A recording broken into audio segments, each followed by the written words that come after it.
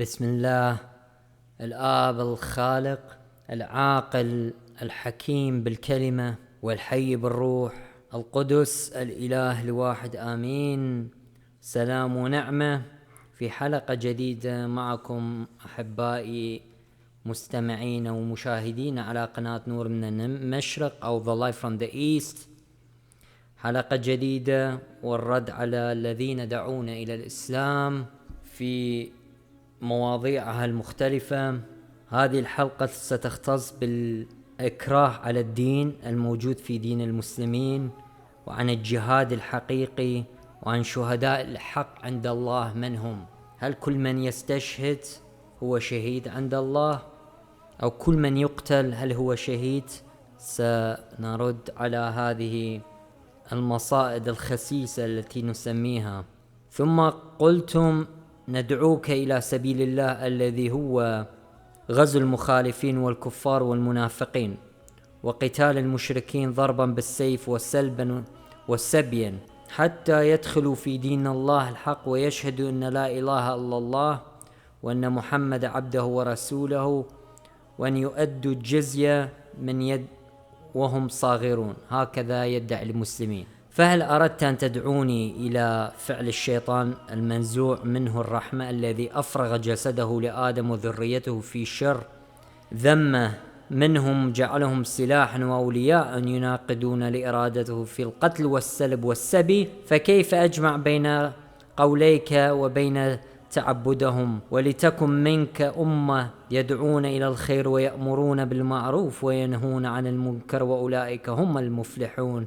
سورة آل عمران الآية 104. ثم مكتوب ليس عليك هداهم لكن الله يهدي من يشاء. سورة البقرة الآية 227. ثم تزيد في هذا شيئا ولا شاء ربك لآمن من في الأرض كلهم جميعا أفأنت تكره الناس حتى يكونوا مؤمنين، ومن كان للنفس أن تؤمن إلا بإذن الله. سورة يونس الآية 99 و100. أفلا ترى كيف يناقض قولك هذا القول الذي تكتب قل يا أيها الناس قد جاءكم الحق من ربكم فمن اهتدى فإنما يهتدي لنفسه ومن ضل فإنما يضل عليهم وما أنا عليكم بوكيل، وأتبع ما يوحي إليك وأصبر حتى يحكم الله من خير الحاكمين. سورة يونس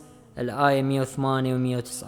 ثم تكتب أيضا في موضوع آخر ولو شاء ربك لجعل الناس أمة واحدة ولو يزالون مختلفين إلا من رحم ربك لذلك خلقهم أيضا. ثم تكتب تأكيدا إلى هذا القول من محمد أنه بعث بالرحمة للناس كافة. فأي رحمة مع القتل والسبي والسلب وسوق النخاسة؟ أسألك أن تخبرني عن سبيل الشيطان، ألا هي القتل والسفك والسلب والسبي والسرقة؟ فحاشا الله أن يكون هذا سبيله، وأن يكون أحد أولياءه قد اقترف شيئا من هذه المآثم، لأن الله لا يحب عمل المفسدين. وكيف أقول تناقض هذا الأمر إذ تكتب لا أكره في الدين. سورة البقرة 156. وتزعم أن الله قال قل للذين أوتوا الكتاب والأمينين أسلمتم فإن أسلموا فقد اهتدوا وإن تولوا فإنما عليك البلاغة والله بصير بالعباد. سورة آل عمران الآية 20. وأنت الذي تقول ولو شاء الله ما اقتتل الذين من بعد ما جئتم البينات ولكن اختلفوا فمنهم من آمن ومنهم من كفر ولو شاء الله ما اقتتلوا ولكن الله يفعل ما يريد. سورة البقرة 235. هذا يعني أن الله يريد أن يقتتلوا ويتذابحوا، ولو شاء الله أن يهدي الجميع ويجعلهم أمة واحدة كما يدعي الإسلام، لأنه في الإسلام لا يوجد حرية الإرادة، أي هو مسير غير مخير. ويسمون الله هو خير الماكرين، أي الله هو أكبر الماكرين الذي يمكر ويخدع الناس. وتأتي أيضا وتقول قل يا أيها الكافرون لكم دينكم ولي ديني. الكافرون سورة الكافرون آية 1 و6. وتقول ولا تجادل أهل الكتاب إلا بالتي هي أحسن، سورة العنكبوت 106 آية 46. ثم أنت تحث على قتل الناس ضربا بالسيف وسلبا وسبيا حتى يدخلوا في دين الله كرها وقهرا، فهل آخذ بقولك الأول أم الثاني؟ فندخل على قولك أنه ناسخ ومنسوخ، لأنك لا تدري أيه الناسخ وأيه المنسوخ، فلعل الناسخ هو الذي عندك، والمنسوخ لا تقدر أن تقيم فيه برهانا صحيحا عندما يطالبك بالبرهان الصحيح. في هذه الآيات يا أخوتي الأحباء ترون أن القرآن يناقض نفسه، والوهابية والسلفية تدعي بشيء آخر في قتل والسبي والإكراه على الدين وغيرها من الأمور، كما رأينا من ثمارهم في داعش وجبهة النصرة وغيرها من الميليشيات والتعليم السلف والوهابي. فهل قرأت في شيء من الكتاب المنزل أن أحدا من الدعاة استجلب الناس إلى مقالته ودعاهم إلى الإقرار بما جاء قهرا كرها أو ضربا بالسيف وتهديدا بالسلب والسبي غير محمد؟ أي محمد هو الذي يقوم بهذه الأعمال ليدخل الناس إلى الإسلام، لأنه هكذا انتشر الإسلام. فقد عرفت قصة موسى وما أتى به من المعجزات، وقرأت قصص الأنبياء وبعدها ما فعلوا، وكان ذلك شاهدا ما جاءوا به وهو من عند الله. فهل تجد أحدا من الدعاة الذين دعوا إلى حق أو باطل إلا وقد جاء بحجة أو دليل صحيح، فحينئذ يتبين عند العيان صحته من خبثه. فلم نرى أنه دعي الناس بالسيف والسلب والسبي والإخراج من الديار. لم نسمع برجل غيرها جاء فقال لم يقر بنبوة أن رسول رب العالمين ضربته بالسيف وسلبته بيته وسبيت ذريته من غير حجة ولا برهان.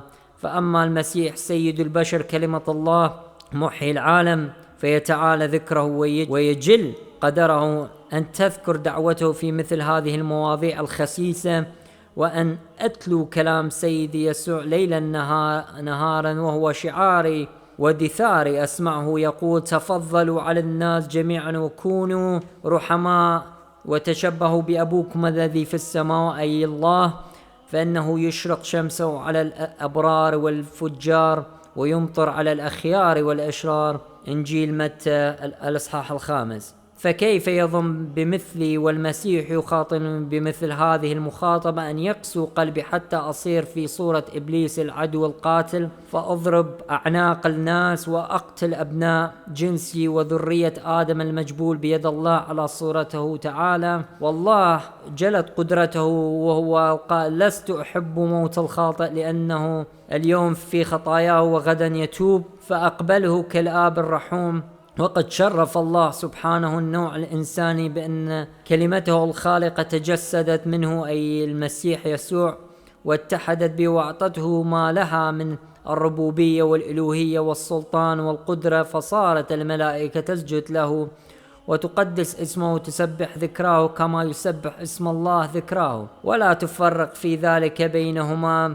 ثم زيد نعمة إلى نعمة المتقدمة بأن أعطي الجلوس عن يمين الله ذو العزة تشريفا لذلك الجسد المأخوذ منا الذي هو من ذرية أبينا آدم، هو مثلنا أخونا في الطبيعة خالقنا وإلهنا باتحاد الكلمة الخالقة به بالحقيقة.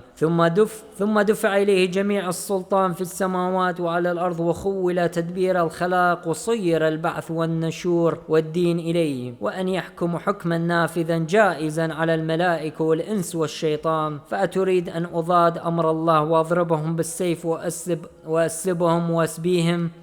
إن هذا الجور على الله عز وجل وعناد لأمره، ظلم لنعمته، كفران لإحسانه. أعوذ بالله من خذلان الله وغضبه. فإن قلت أننا قد نراه يميتهم ويبليهم بالأسقام والأوجاع فما يمنعك من التشبه به؟ فأجيبك أن الله يبتلي ويميت عباده لا لأنه يريد الأضرار بهم أو بغضة منه لهم، ولو كان الأمر كذلك لما خلقهم، لكن لينقلهم من هذه الدنيا الزائلة غير باقية وفانية غير دائمة وناقصة غير تامة إلى دار الخلود الباقية الدائمة الكاملة. فلا يقال لمن نقل صاحبه من مدينة وضيع إلى مدينة رفيع أنه أراد بصاحبه سوءا، بل هو محسن متفضل أولا وآخرا.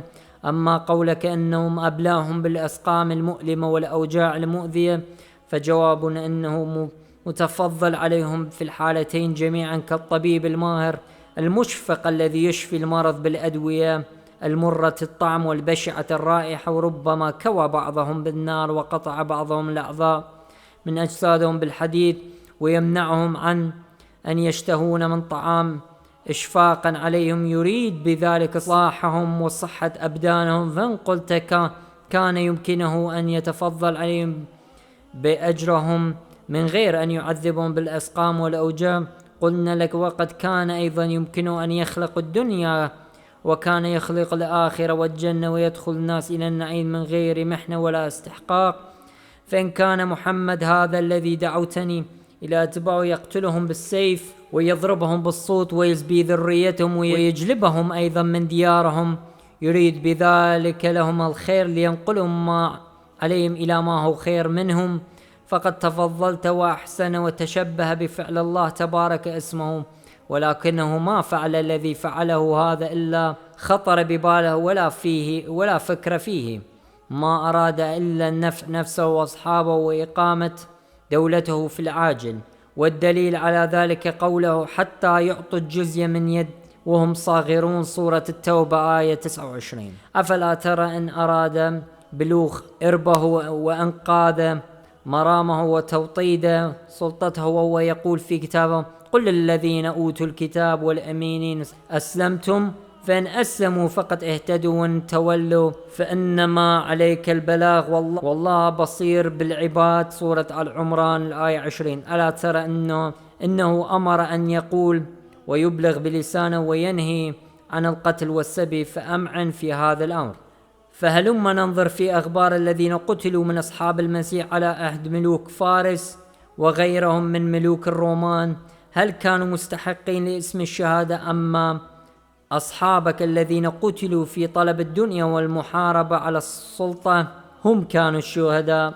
فقد بلغنا كيف صبر أولئك وكيف كانت سلوكهم الذي بذل دماءهم ودماء أولادهم والخروج من دينهم ونعيمهم، وكيف كانت نياتهم وصحة ضمائرهم وشدة يقينهم بما كانوا عليه من ديانتهم. كانوا يسارعون إلى أن يقربوا أجسادهم إلى الذبح والقتل وأنواع العذاب قربانا لله عز وجل. وقد كان يقتل الواحد فينتصر من ساعته في ذلك المكان 100 والأكثر والأقل. وقد قتل أحد ملوك الروم مقتل عظيما، فقال له بعض أصحابه أيها الملك إنما تزيد فيهم من حيث تظن إنك تنقص منهم، أي كل ما كان يقتل مسيحي كان يدخلون المئات في المسيحية. فقال لهم ملك الروم كيف ذلك؟ فقيل له إنك قتلت أمس كذا وكذا، فتنصر أضعاف هذا العدد. فقال وما السبب في هذا؟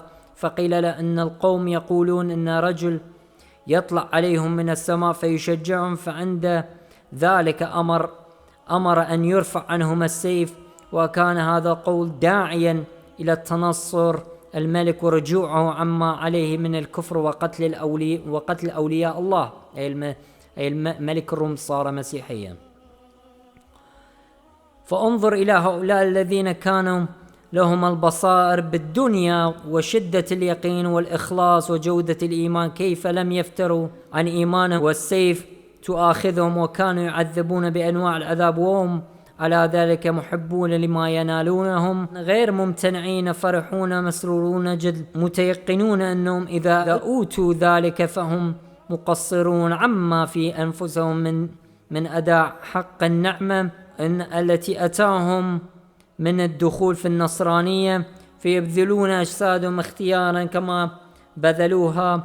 وهذا دائم ثابت فيما ينتحل دين النصرانية، ليس يخلو في وقت من الأوقات من يبذل نفسه للموت طوعا اختيارا ويرغب بها عن الحياة عن جميع شهوات العالم. سأل واحد منهم وهو يعذب عذابا شديدا وهو في حاله يمينه ويساره ويضحك، فقيل له: ما سبب ما كنا نراه أنك تلتفت وتضحك وأنت في ذلك العذاب؟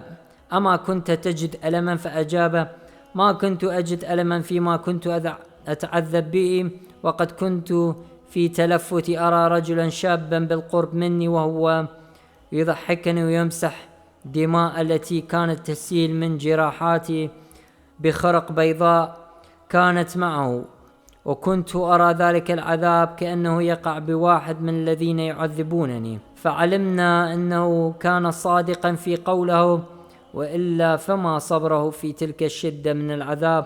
وأنت تعلم أن الله لو شاء يجمع الناس كلهم على الإيمان به ويجبرهم عليه، لأنه قادر على ذلك، غير أنه طبع جوهرهم بعدله على استطاعة الحرية ليثبتهم أو يعاقبهم على ما اكتسبوا لأنفسهم، لا على حد الذي يجبرهم عليه هو.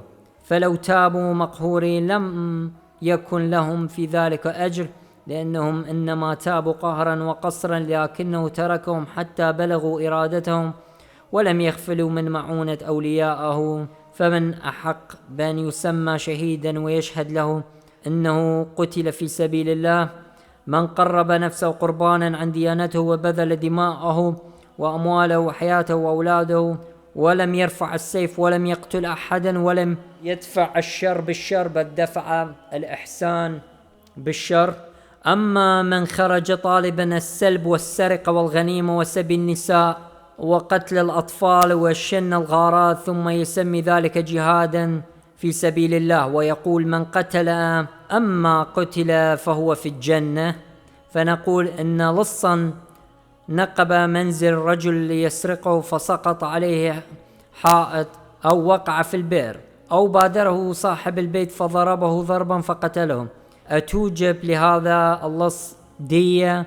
ما أظنك أيها القاضي تفعل ذلك. فكيف توجب الجنة لمن مضى إلى قوم أمين مطمئنين في مسكنهم لم يعرفوهم ولا يعرفونه، فسرقهم ونهبهم وسباهم وقتلهم وفجر فيهم، ثم لا يقنعنك ذلك إذ فعلته، وتعود إلى ربك نادما على ذنبك مستغفرا تائبا عما كان منك، بل تقول إن قتل أو قتل فهو في الجنة، وتسميه شهيدا في سبيل الله مع الحوريات ومع حور العين وكل هذه الأساطير والخرافات التي ادعى بها أصحابك. أما عن المصائد الخسيسة الذي دعوتني إياه فقد عددتها من الأمور الزائلة الفانية، التي هي كأحلام النائم والبرق الذي يضيء قليلا ويذهب سريعا ويبقى راجيا في الظلام مقيما. ولو كانت هذه أشياء دائمة باقية غير فانية لما كان يجب على ذي عقل أن يرغب فيها ولا يميل إليها. فكيف هي مشاركة البهائم التي همها الأكل والشرب والنوم، وإنما يميل إلى مثل هذه الأوضاع من قد غلب عليه الشره والشهوات في أخلاقه وطباعه؟ ولا أظنك عرفتني بالرغبة في هذه وشبهها. فكيف أردت أن تصيدني بمثل هذه المصائد الدنيوية الخسيسة التي إنما يميل إليها ويختر بخداعاتها من كان طبعه يشاكل طبع البهائم الحيوانات؟ فأما المميزون الذين قد نظروا إلى الأمور فإنه إلى هذه الأمور الفانية فإنهم أبرياء من مثل هذا ما ذكرته وعددته، بل هم مجتهدون أن يدفعوا آفات أبدانهم التي لا قوام لها إلا بها، ولو تهيأ لهم دفعوها في الطبع أو كان ممكن لهم ذلك لدفعوها. وما لهذا خلق الله الخلق ولا لمثلها يبعثهم من الموت يوم القيامة. فأنت تقول في كتابك: وما خلقت الجن والإنس إلا ليعبدون، سورة ذاريات الآية 56.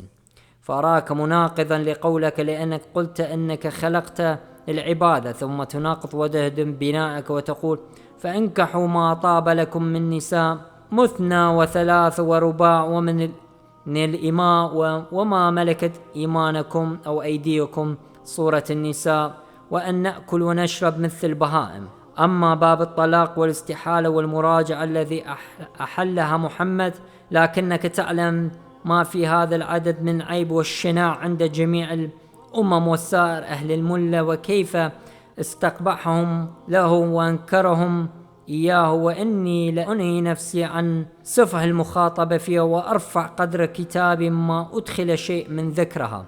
أما قولك فمكتوب آمنا مطمئنا، فإن سيدنا المسيح مخلص العالم شجعني وقال لا تخافون الذين يقتلون الجسد ولكن النفس لا يستطيعون أن يقتلوها ولا يقدرون، بل خافوا بالحري من الذي يقدر أن يهلك النفس والجسد كليهما في جهنم، أي المسيح الله، لأن المسيح هو الله. فقد آمنت بقوله أن ليس لأحد على نفسي سلطان إلا الذي خلق نفسي وخلق جسدي. أما قولك أن محمد يقول يوم القيامة إذ يكون كل مشغول بنفسه، أهل بيتي أهل بيتي، أمتي أمتي، وما يجب إليه من الشفاعة، فما هذه إلا أحلام وخرافات وعجائز، لأننا لا نشك أن سيدنا ومخلصنا كلمة الله يسوع المسيح الذي شهد له قرآنك أنه وجيه في الدنيا والآخرة ولا وجيه سواه ديان الخلائق يوم القيامة، لابد أن يكافئ كل واحد على عمله، إن خيرا فخيرا وإن شرا فشرا، ولا محاباة عنده. فلا تدع ما يجب عليك من العمل الصالح ما دمت في هذه الدنيا، تزود منها ما تنتفع بها، فلن ينفع في ذلك اليوم إلا التقوى، إن الرحيل سريع والموت قريب والوقوف بين يدي المسيح الديان صحيح، ولا بد من مناقشة الحساب حيث لا عذر ولا حجة ولا طلب ولا توب. اليوم الأخير لا ينطقون ولا يؤذنون لهم فيعتذرون، فاتقوا الله في نفسكم واعلموا أن تقوى الله خير تجارة تأتيكم الأرباح فيها بغير بضاعة. فقد رأيت اجتهاد أولئك الرهبان كيف نصبوا أجسادهم لله وقد وجبت عليك الحجة. أما ما ذكرتم من التسهيلات في شرائع وسننك فالمسيح سيدنا يقول في إنجيله متى فعلتم كل ما أمرتم فقولوا إننا عبيد بطالون، لأننا إنما عملنا ما كان يجب علينا، وهو السيد الذي قال ادخلوا إلى الباب الضيق لأنه واسع الباب ورحبة هي الطريق التي تؤدي إلى الهلاك وكثيرون هم الذين يدخلون منها. والباب الواسع يا أخوتي هي محبة الشهوات والحياة وكل شيء شرير وغير صالح وعدم إيمان في المسيح. وما أضيق الباب وأكرب الطريق الذي يؤدي إلى الحياة وقليلون هم الذين يجدونها. إنجيل متى الآية 7. فهذا خلاف ما تدعوني إليه أنت من تسهيلاتك العجيب وأبوابك الواسعة وقولك حبب إلي الطيب من النساء فانكحوا ما طاب لكم من النساء ونظائر هذه الوصايا. والله المستعان على ما قد انشرح له قلبك وتصور في فهمك من هذه الأمور التي هي قد توهمت أنك منها على صحة واستقامة، إلا وهي بدع وخرافات وليس أكثر من هذا. والرب يبارككم. نصلي من أجل إخوتنا المسلمين الذين دخلوا في هذا الدين الذي ليس هو من الله، أن يطلبوا من الله أن يريهم الحق ويفتح بصيرتهم ليعرفوا دين الحق. والرب يبارككم. صلوا من أجلي أنا المشرقي الراهب المشرقي، ونلتقيكم في حلقة قادمة من هذا البرنامج، والرب معكم. آمين.